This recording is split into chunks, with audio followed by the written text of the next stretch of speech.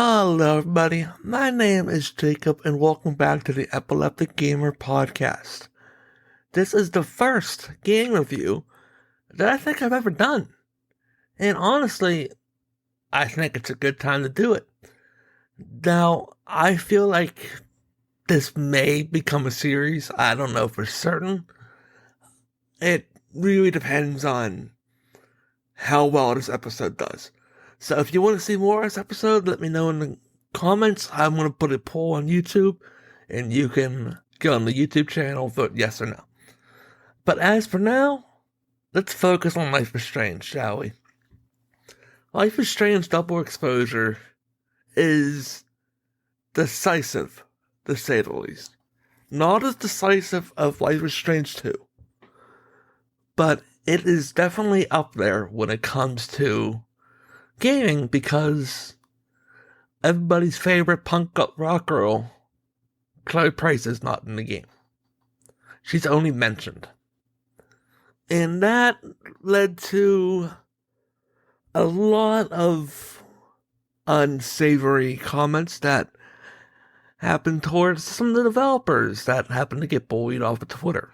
If you want to know more about that, check out the other episode of Life is Strange Double Exposure. You will probably see that actually before this one, considering this next episode I made.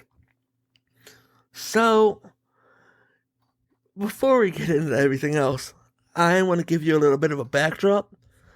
I have completely finished Life is Strange Double Exposure. I have done it. I took the route where Chloe is alive and well. That is the way I took things. If you are trying to figure out that, I didn't do this or that, everybody's playthrough is going to be different. But the big choices that I made was that I did abandon Sophie at the end. I refused her offer. And I also kept Chloe alive. Those were the big choices I made. I did not romance anybody. That was it. But now let's get into the game, shall we? Life is Strange Double Exposure is interesting. Not only interesting because, we got Max back. And not, as always, I get to say this in the immortal words of Chloe Price. 9 years later, she's still Max Caulfield.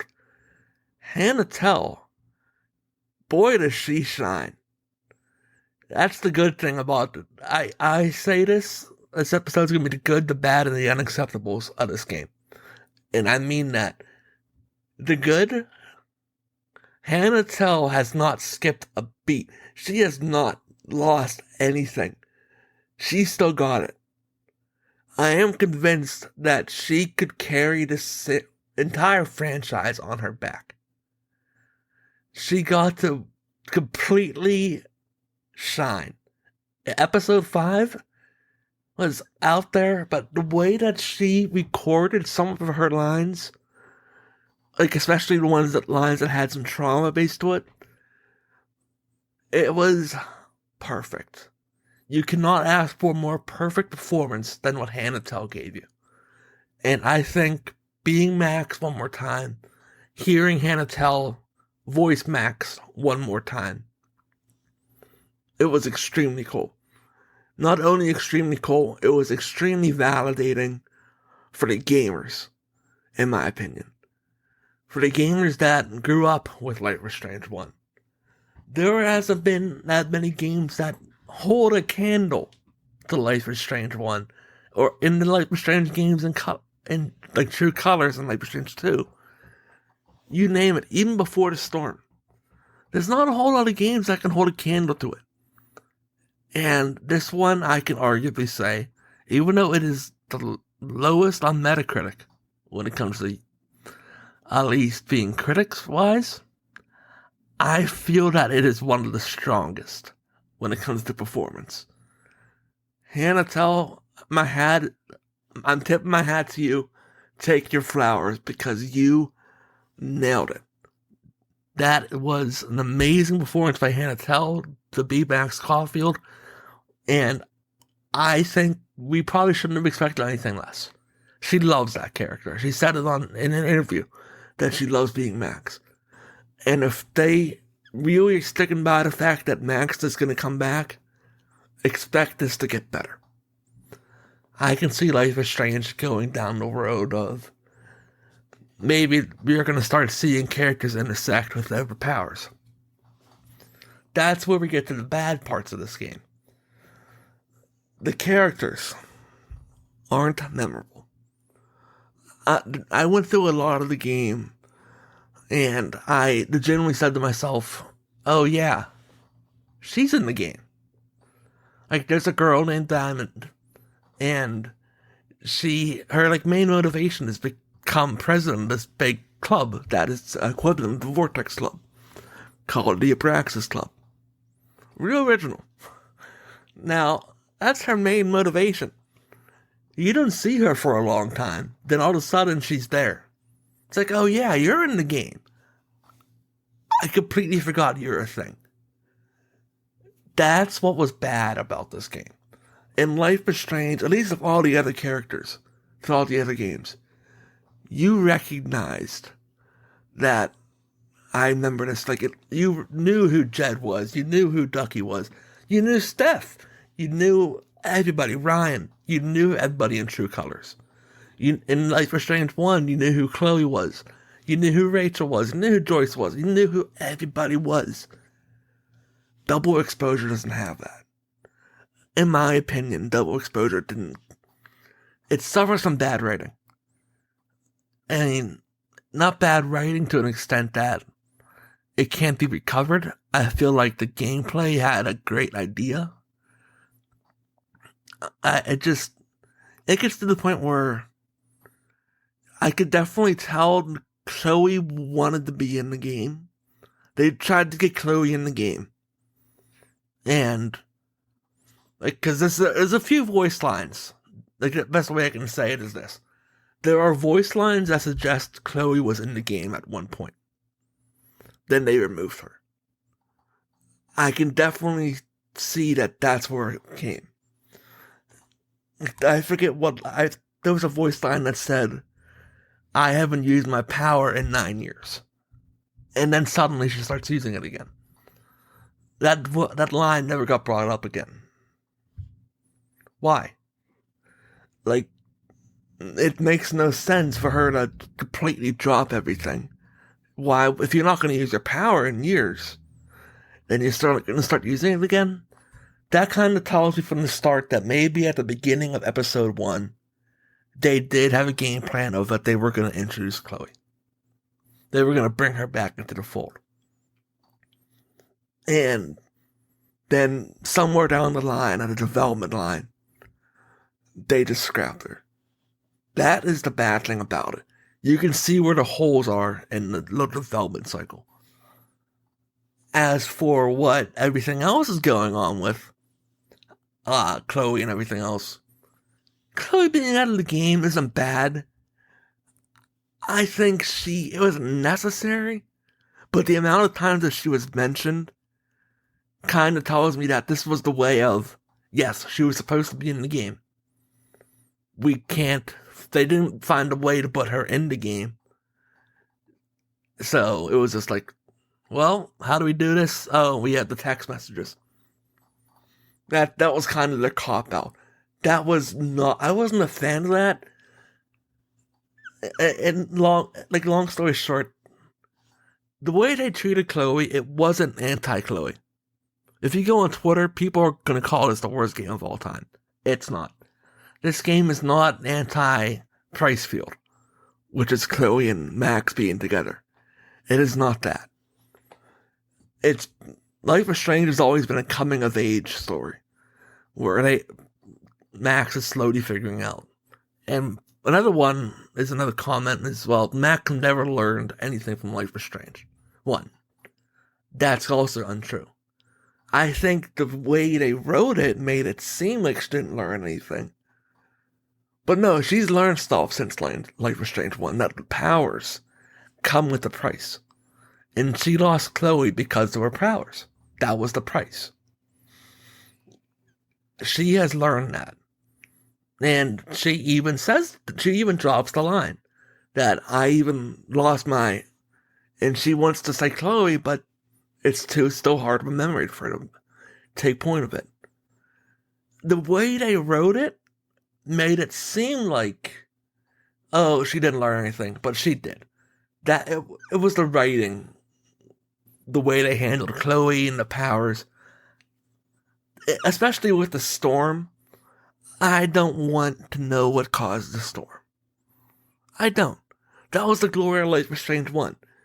People implied that it was Rachel. Some people thought it wasn't even Max or Rachel. And then another people thought that it was Max's powers or even Chloe herself. A lot of stuff was, and there's still theories to this day on who caused the Life is Strange 1 storm. That's what's so fun about that game.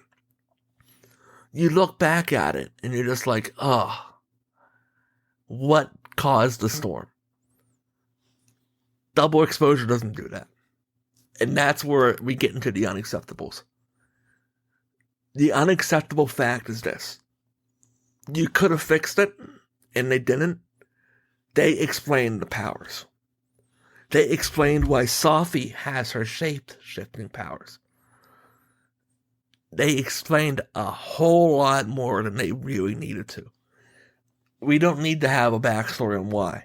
We didn't need that. It would have been much more fun to have Sophie say, oh no, I've had these powers. I don't know how long, but one day I just woke up and I could do it. But she gave up a whole backstory, which wasn't really needed. And that's what kind of threw the mysterious, I don't want to say the mysterious storm out the window. It kind of gave away the storm's impact, I guess you can say. If you know what the powers are, then you understand the consequence already. You understand the character's motivation. At least when we didn't know what happened with Max's power, we didn't know how she got it.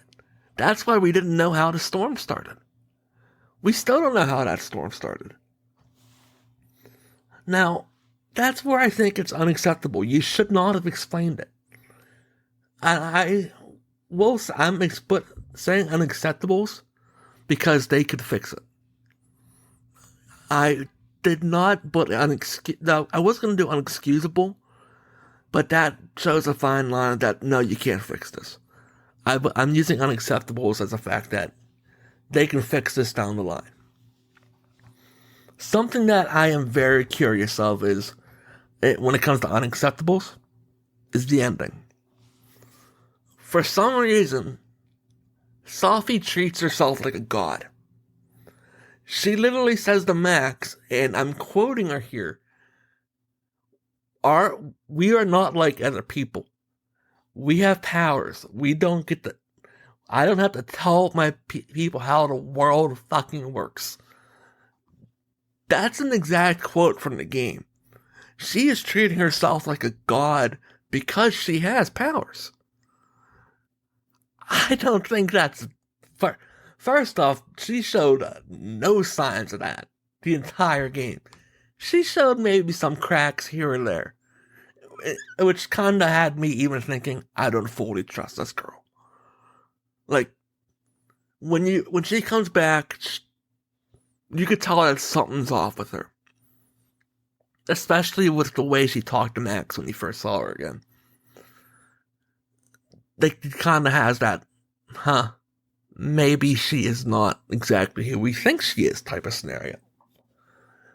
Now, that is what's unacceptable to me, is there's too many plot twists. They could have handled that plot twist a little bit better. They could have also handled it to the point where that, I don't know, maybe you don't even need to have that plot twist. You could subtly have, what's the best way of saying it? Like, just hints that Sophie has a power, but like, no, you make the player say, no, that doesn't make any sense. It's because of X, Y, and Z, you know? That's the way they could have done it. That's what's unacceptable about that.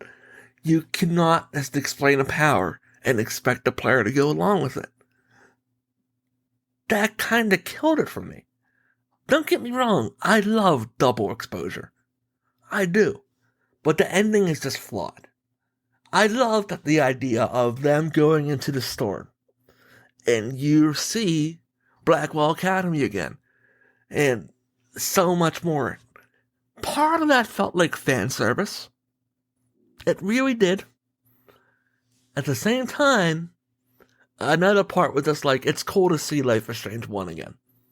Just through a traumatized version of Max. You have to sit through the darkroom chair and have her struggle to get out of it again. If you look through Max's eyes, that's terrifying. Because she blocked it out of her mind.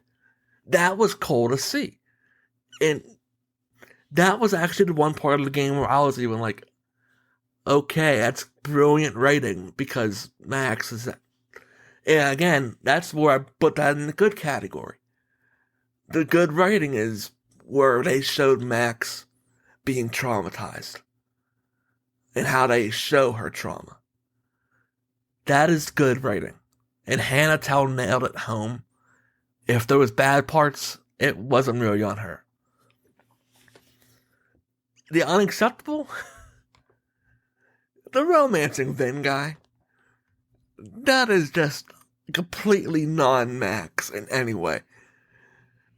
Vin is a knockoff Wish.com Nathan Prescott. Everything that Max hated in Life is Strange 1. That's what Vin was. And you could still romance him. I did not like that. I could understand if it was Reggie, who you interact with a lot. But Vin was just like, really? Him? That's who you're gonna go with? Okay. That was the one thing that I was like, that's the one thing I agree with on people. Why him? You could have done it with any other guy. But why him? That's the unacceptable category. That was anti-Max. That was not Max that we knew from Life is Strange 1. And honestly, they nailed it home with how everything came around with Amanda. How Amanda said, oh, well, why do I always fall for the weird ones? That is such a clever line. Because Amanda has a crush on Max. And Max is a weird girl. And the fact that she does fall for her, it's just like, it's kind of at least, not a breaking of the fourth wall, but it's kind of, she's thinking what the player is thinking.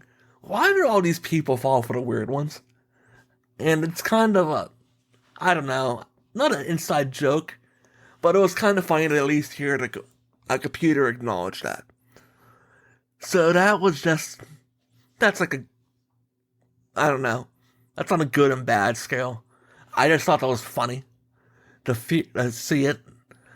And at the same time, the unacceptable was them going back to the storm. I didn't think that was needed. It was a cool, shocking moment at first, of the sudden, like, it even made me, like, gasp, like, oh shit, the storm is back. But you didn't need to go back to the storm. And Sophie has a different power. Why couldn't she have had a different consequence? That was something that I'm putting in the unacceptable category. And I think that is the biggest thing around it.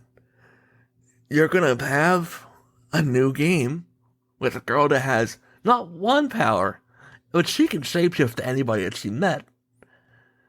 You should have a worse consequence than a freaking storm. Something else needs to go. And you can't tell me that her invading other people's minds was a consequence.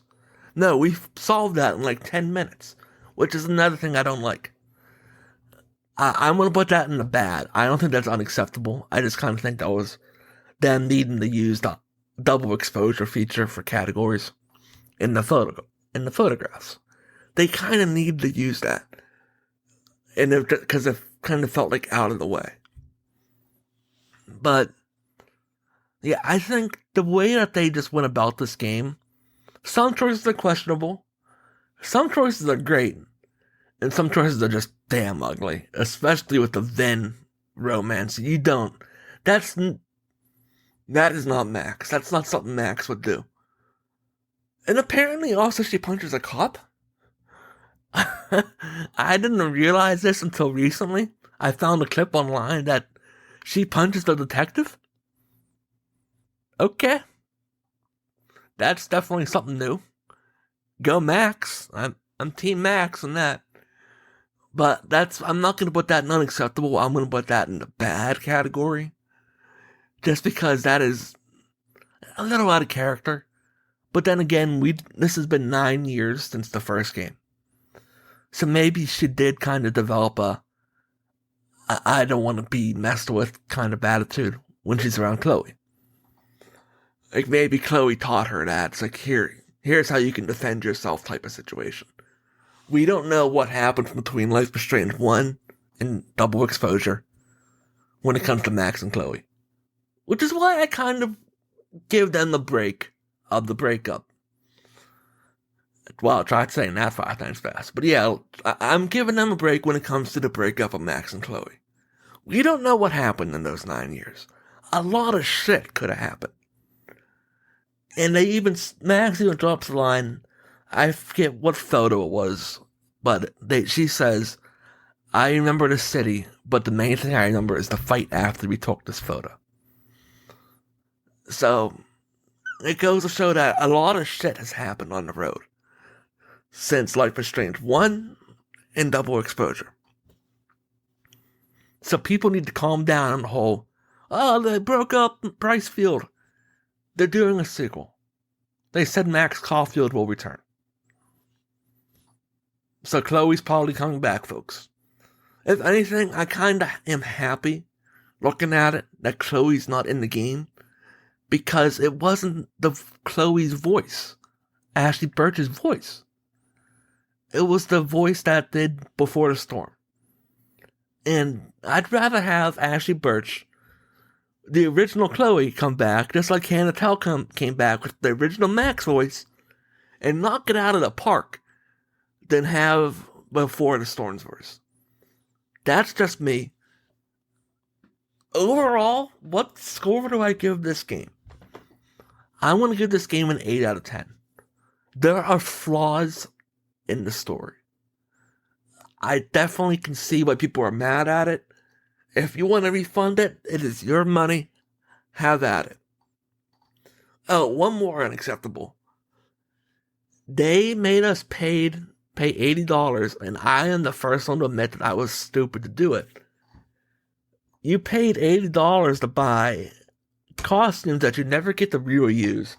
3 scenes that you get access to a cat, and you can really only do so much with that cat. And oh yeah, you get access to chapters 1 and 2, but then you forget to yourself after you are so invested in this damn game, I gotta wait 2 weeks to continue playing the game. Not a fan of that. That was something that is completely unacceptable to me. If you're gonna do, especially in a Life is Strange-esque type game, where it has chapters, you can't do that. That is something that I feel like they could have avoided, and people would have been much more happy and better off. So that goes in the unacceptable category. But overall, I feel that Caledon University was a perfect idea for Max. She finally got the dream job that she wanted. But of course, nothing in her life goes smoothly. That is the perfect way for her to do everything. Like, why should it go smoothly for you, Max? That's not your life. And they told that story perfectly. That's why I kind of like that. I think there's some points where it's just like, that's not very Max Caulfield. Yes. That's why I'm giving this game an 8. If it was perfect on the nose, it'd get a 10. But it's not. Yeah, this game gets an 8 out of 10 for me. Or if I wanted to go very specific, I'd give it an 85. Just because of all the little stuff that's like, okay, you can't do this. There's a lot of stuff that's out of character. And for people saying that Chloe made a lot of stuff that's out of character, again, we don't know what happened between those 9 years. We gotta give them the benefit of the doubt. So, that is all, everybody. That is my review for Life is Strange Double Exposure. And hopefully I do another episode of the good, the bad, and the unacceptables. I feel like this was fun. This was fun to do. And I will put a poll up the second I put this episode up. Well, at least when I publish the episode. So you guys can vote whether or not I should do one. So that is all, buddy. I thank you all for joining me. I hope you guys enjoyed Life is Strange Double Exposure, if you ever play it. If you don't play it and you just want to watch it on YouTube, that's fine too. I hope you watch it, and I hope you enjoy it. And I hope you all, I recorded this on Halloween. Happy Halloween, and have a great November. I will see you all in the next episode. Bye-bye.